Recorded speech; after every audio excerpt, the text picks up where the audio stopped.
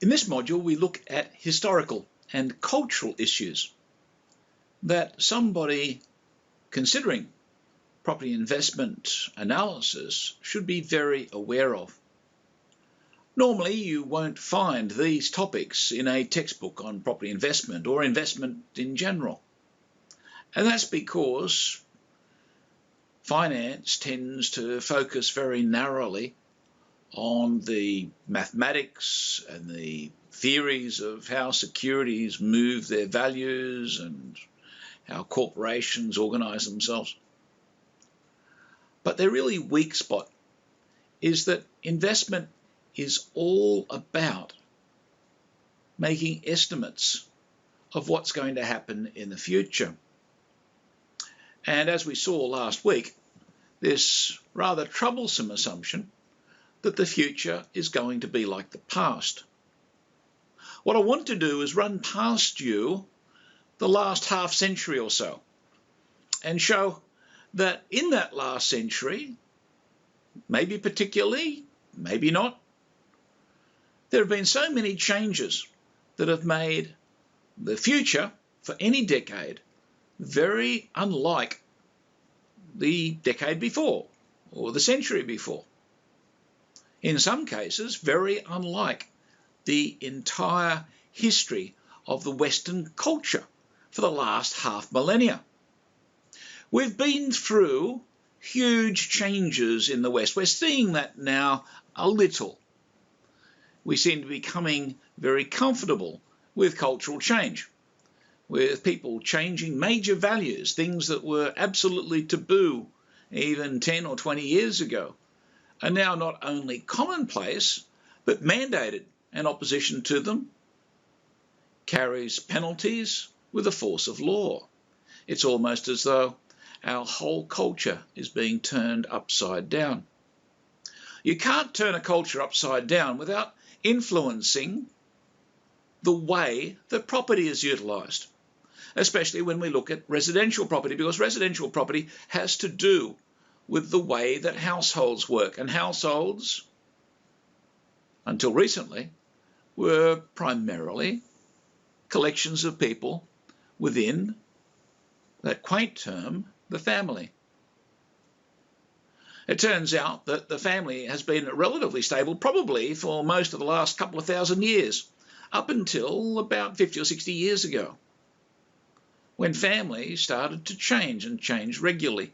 Families got smaller, households acquired a greater number of incomes, and there was or has been a tendency to move from seeing the family home as a place of unity, a place of stability, a place to bring up a family, whereas now the household is simply a collection of individuals, most of whom will have independent incomes.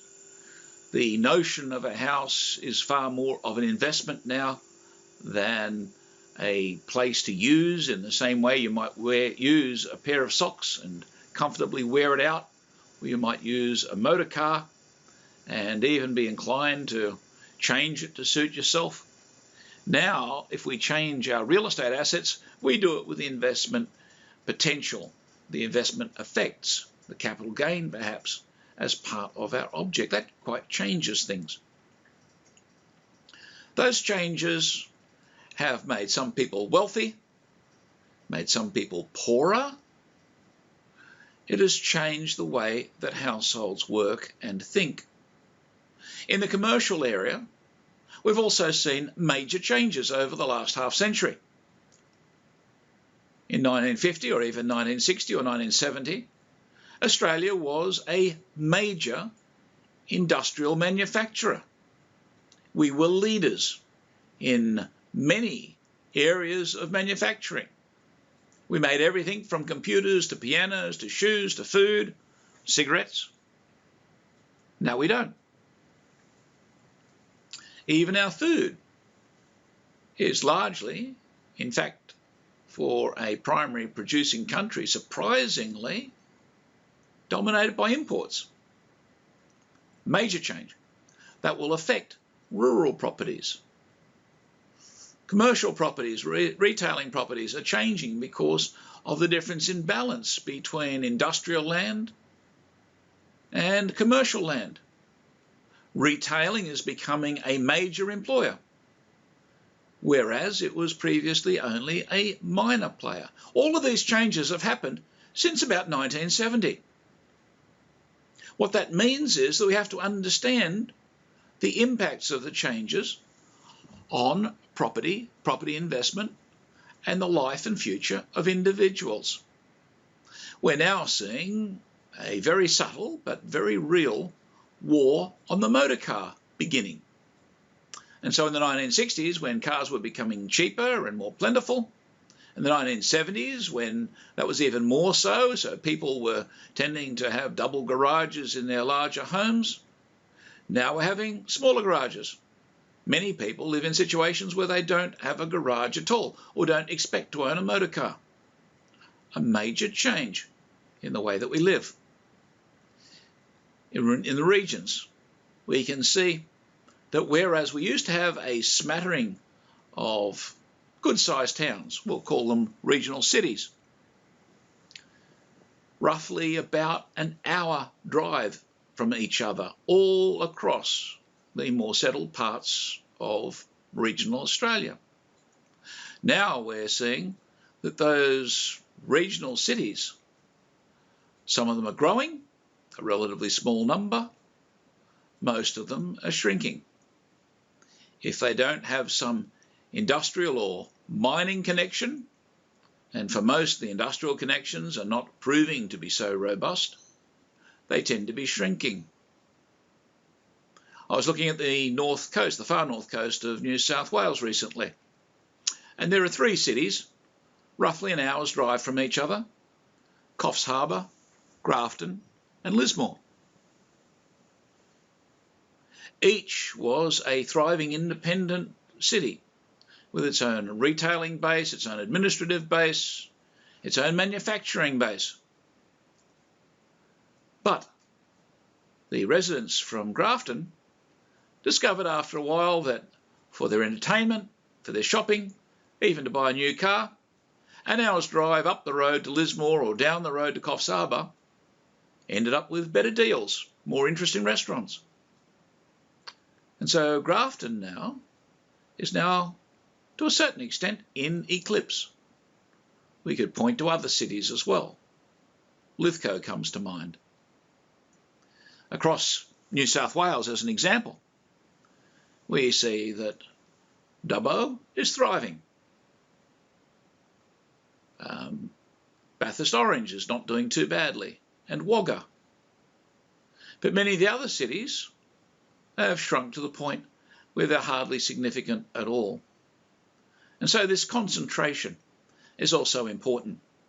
When we look at the way the property markets work, we forget that the headline numbers, the numbers that tend to get into reports and national property commentaries and so on, tend to be from the capital cities, from the CBDs in capital cities, if we're talking commercial.